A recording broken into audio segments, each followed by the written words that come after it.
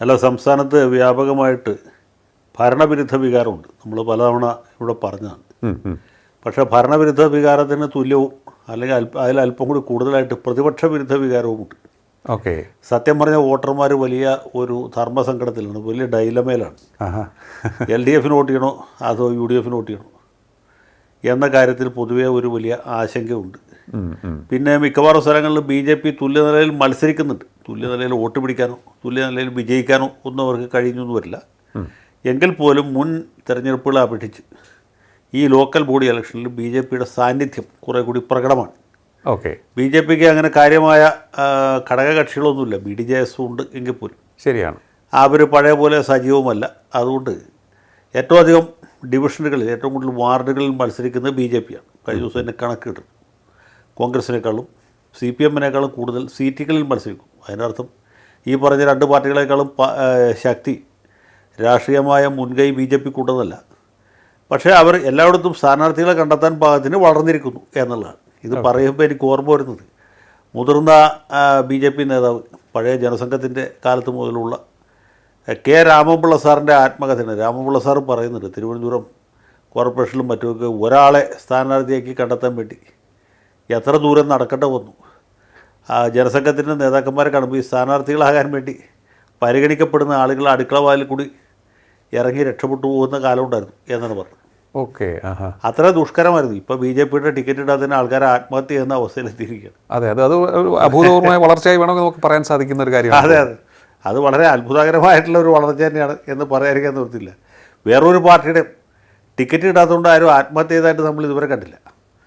അപ്പോൾ ഒന്നുകിൽ BJPക്കാർ അത്രയധികം അധികാരമോഹികളായിട്ടായിരിക്കും, അല്ലെങ്കിൽ അത്രയും പേലവ മനസ്കരായതുകൊണ്ടായിരിക്കും. ഒരു ടിക്കറ്റ് കിട്ടിയില്ല എന്ന് പറയുന്നത് മരിച്ചു കളയാം, ഇനി ജീവിച്ചിരുന്നിട്ട് കാര്യമില്ല എന്ന് ചിന്തിക്കത്തക്ക രീതിയിൽ വേറൊരു പാർട്ടിയുടെ പ്രവർത്തകർ എത്തിയിട്ടില്ല. അപ്പോൾ ഇങ്ങനെ ഒരു ശക്തമായ മത്സരം എല്ലാ സ്ഥലത്തും നടക്കുന്നുണ്ട്. BJPക്ക് ശക്തിയുള്ള ചില കേന്ദ്രങ്ങളിൽ അവരുടെ മെമ്പർമാരുടെ എണ്ണം വർദ്ധിക്കും. തിരുവനന്തപുരം കോർപ്പറേഷനിലോ അല്ലെങ്കിൽ ഇപ്പോൾ തൃപ്പൂണിത്തുറ മുനിസിപ്പാലിറ്റിയിലോ, അതല്ലെങ്കിൽ രണ്ടാം ഘട്ടത്തിൽ തിരഞ്ഞെടുപ്പ് നടക്കുന്ന കൊടുങ്ങല്ലൂർ മുനിസിപ്പാലിറ്റി അല്ലെങ്കിൽ പാലക്കാട് മുനിസിപ്പാലിറ്റി പോലെ ചില സ്ഥലങ്ങളിലൊക്കെ അവർക്ക് മുന്നേറ്റം ഉണ്ടാക്കാൻ കഴിയുമെന്ന് വരും. അതിനപ്പുറത്തേക്ക് വലിയ അത്ഭുതങ്ങളൊന്നും അവർ ഉണ്ടാക്കും എന്ന് നമ്മൾ വിചാരിക്കുന്നതിൽ കാര്യമില്ല. അപ്പോൾ യഥാർത്ഥ മത്സരം നടക്കുന്നത് LDF UDF തമ്മിൽ തന്നെയാണ്. ഓക്കെ. രാഷ്ട്രീയമായൊരു മത്സരം നടക്കുന്നുണ്ട്. അപ്പോൾ പിണറായി വിജയൻ സർക്കാരിൻ്റെ ഗുണദോഷങ്ങളുടെ ഒരു നിരൂപണം അവിടെ നടക്കുന്നുണ്ട്. പിന്നെ പ്രതിപക്ഷം നേരിടുന്ന പല പ്രശ്നങ്ങളും ഉണ്ടല്ലോ. പ്രതിപക്ഷം ഈ കഴിഞ്ഞ നിയമസഭാ തെരഞ്ഞെടുപ്പിന് ശേഷം സാമാന്യം മോശമില്ലാത്തൊരു ട്രാക്ക് റെക്കോർഡുമായിട്ടാണ് മുന്നോട്ട് പോയിക്കൊണ്ടിരുന്നത്. സതീശൻ പ്രതിപക്ഷ നേതാവായിട്ടും സുധാകരൻ KPCC പ്രസിഡൻ്റായിട്ടും വരുന്നു. അതിനുശേഷം പ്രവർത്തകരുടെ ഇടയിൽ ഒരു പൊതുവെ ഒരു ഉന്മേഷം ഉണ്ടാകും. തൃക്കാക്കര ഉപതെരഞ്ഞെടുപ്പ് വളരെ ശ്രദ്ധേയമായ രീതിയിൽ മത്സരം നടന്നിട്ടും അവർ ഉയർന്ന ഭൂരിപക്ഷത്തോട് ജയിക്കുന്നു. പുതുപ്പള്ളിയിൽ ഉമ്മൻചാണ്ടി മരിക്കും മകൻ തെരഞ്ഞെടുപ്പ് മത്സരിക്കുമ്പോൾ അത് ജയിച്ചതിൽ അത്ഭുതമൊന്നുമില്ല. പക്ഷേ ഭൂരിപക്ഷം 35,000 എത്തിക്കാൻ കഴിഞ്ഞു. അതെ. പിന്നെ പാർലമെൻറ്റ് തെരഞ്ഞെടുപ്പിൽ 18 സീറ്റ് നിലനിർത്താൻ സാധിച്ചു. അതും അത്ര എളുപ്പമുള്ള കാര്യമല്ലോ. അത് കഴിഞ്ഞ് പാലക്കാട് ഉപതെരഞ്ഞെടുപ്പ് ജയിച്ചു. വളരെ പ്രതികൂല സാഹചര്യങ്ങളെ മുൻനിർത്തി നിലമ്പൂരിൽ ജയിച്ചു. അതുവരെ കാര്യങ്ങളൊക്കെ വൃത്തിയായിട്ട് പോയി. പക്ഷേ അതിന് ശേഷമാണ് ഈ വൃത്തികെട്ട രാഹുൽ മാങ്കൂട്ടത്തിനെതിരായിട്ടുള്ള ആരോപണങ്ങൾ ഉയർന്നു വന്നു. പാർട്ടിയുടെ മൊത്തത്തിലുള്ള ഐക്യത്തെ തന്നെ ബാധിക്കുന്ന നിലയിലേക്ക് കാര്യങ്ങൾ പോയത്. ഓക്കെ. അപ്പോൾ ധാർമ്മികമായിട്ടും രാഷ്ട്രീയമായിട്ടും ഇപ്പോൾ കോൺഗ്രസ് പാർട്ടി വലിയൊരു പ്രതിസന്ധി നേരിടുകയാണ്. അതിലുപരി പാർട്ടിയെ മുന്നോട്ട് കൊണ്ടുപോകാനായിട്ട് വളരെ ശക്തരായ നേതാക്കന്മാരാരുമില്ല. പണ്ട് കരുണാകരനെ പോലെ ഗംഭീരന്മാരായിട്ടുള്ള ആളുകളുണ്ടായിരുന്നു. പിൽക്കാലത്ത് ഉമ്മൻചാണ്ടിയെ പോലെ വളരെ ജനകീയന്മാരായിട്ടുള്ള ആളുകളുണ്ടായിരുന്നു.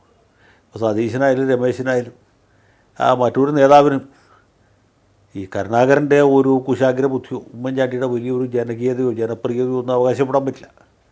അപ്പോൾ ഒരു ക്രൗഡ് പുള്ളർ എന്ന് പറയാവുന്ന ഒരു നേതാവ് ഇന്നിപ്പോൾ പാർട്ടിയിലില്ല.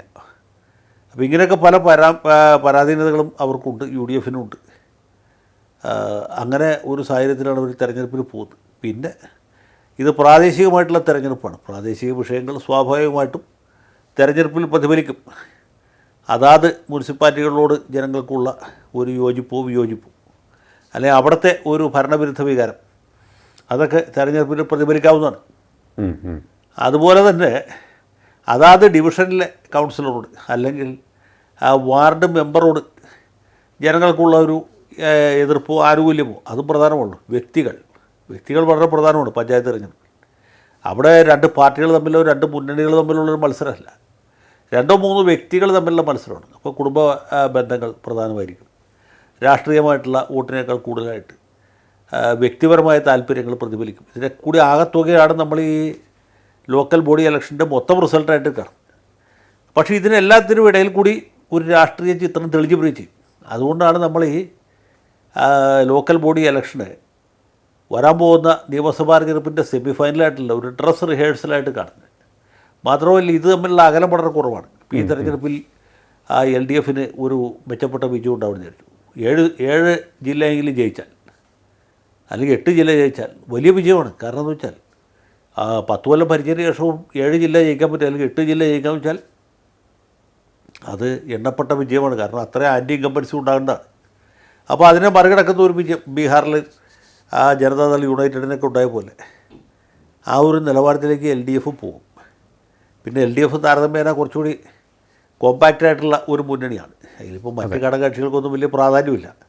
CPM CPI മറുഭാഗത്താണെങ്കിൽ ഏതാണ്ട് കോൺഗ്രസ്, ലീഗ്, ഇടതു മുന്നണിയിൽ പിന്നെ മാണി ഗ്രൂപ്പ് കൂടിയുണ്ട്. അപ്പോൾ ഇങ്ങനെ 3 കക്ഷികൾ ചേർന്ന്, പിന്നെ എല്ലാം ചെറിയ ചെറിയ കക്ഷികളാണ്. അപ്പോൾ അങ്ങനെ ഒരു മുന്നണി ഒരു ഭാഗത്ത്, മറ്റേ മുന്നണി മറുഭാഗത്ത്, BJP മൂന്നാമൊരു സ്ഥലത്ത്. പിന്നെ ഈ BJP പിടിക്കുന്ന വോട്ട് നിർണായകമായിരിക്കും. അതെങ്ങനെ വെച്ചാൽ BJPക്ക് ജയിക്കാനും ഒരുപാട് മെമ്പർമാർ, ഒരുപാട് കൗൺസിലർമാരെയൊക്കെ സൃഷ്ടിക്കാനും ഒരുപക്ഷെ കഴിഞ്ഞൊന്നും വരില്ല. പക്ഷേ മുൻ തെരഞ്ഞെടുപ്പുകൾ അപേക്ഷിച്ച് BJP കൂടുതൽ സ്ഥലത്ത് മത്സരിക്കുന്നു എന്ന് പറഞ്ഞാൽ BJPയുടെ പ്രസൻസ് അവിടെ ഉണ്ടാവും. അപ്പം അന്യഥ BJPക്ക് കിട്ടുമായിരുന്ന വോട്ടുകൾ BJPക്ക് തന്നെ കിട്ടും. അത് കോൺഗ്രസിലേക്കോ LDFിലേക്കോ പോവുകയില്ല. മറ്റത് അങ്ങനെയല്ല. BJP നാമമാത്രമായിട്ടൊരു സ്ഥാനാർത്ഥിയെ നിർത്തുന്നു, അല്ലെങ്കിൽ മത്സരത്തിൽ പ്രചരണം നടത്താതിരിക്കുന്നു എന്ന് വിചാരിക്കാം. അപ്പോൾ BJPയുടെ കോർ വോട്ട് ഒഴിച്ച് ബാക്കി വോട്ടുകൾ, സിമ്പതൈസേഴ്സിൻ്റെ വോട്ടുകൾ എങ്ങോട്ട് പോകും? ഒന്നുകിൽ LDFിലേക്ക് പോകും, അല്ലെങ്കിൽ UDFിലേക്ക് പോകും. അതത് സ്ഥലത്തെ സൗകര്യവും സാഹചര്യം അനുസരിച്ച് വ്യത്യാസം വരും. പക്ഷേ ഇത്തവണ അത് സംഭവിക്കില്ല. കാരണം BJPക്കാരുടെ വോട്ട് BJPക്ക് തന്നെ കിട്ടും. അപ്പോൾ അതുകൊണ്ട് ഈ BJP എന്നുള്ള ഫാക്ടർ അത് ആർക്ക് കൂടുതൽ ദോഷം ചെയ്യും എന്നുള്ളതാണ് പ്രധാനപ്പെട്ട കാര്യം. ശരി, അങ്ങനെ വരുമ്പോൾ അത് UDFന് കൂടുതൽ ദോഷം ചെയ്യാനാണ് സാധ്യത. കാരണം BJPയെ പിന്തുണയ്ക്കുന്ന വിഭാഗങ്ങൾ ഇപ്പോൾ BJPയിലേക്ക് മാറിയിട്ടുള്ള, BJPയിലേക്ക് ചേക്കേറിയിട്ടുള്ള വിഭാഗങ്ങൾ കൂടുതലും പോയിട്ടുള്ളത് LDFയിൽ നിന്നല്ല, UDFയിൽ നിന്നാണ്. അല്ലെങ്കിൽ പോകാൻ സാധ്യതയുള്ള UDFയിൽ നിന്നാണ്. അപ്പോൾ BJP കൃത്യമായിട്ട് തെരഞ്ഞെടുപ്പിൽ മത്സരിക്കുകയും അവരുടെ വോട്ട് അവരുടെ ചിഹ്നത്തിൽ തന്നെ പതിയുകയും ചെയ്യുകയാണെങ്കിൽ അതും UDFന് ഒരു പാരയായിട്ട് ഭവിക്കും.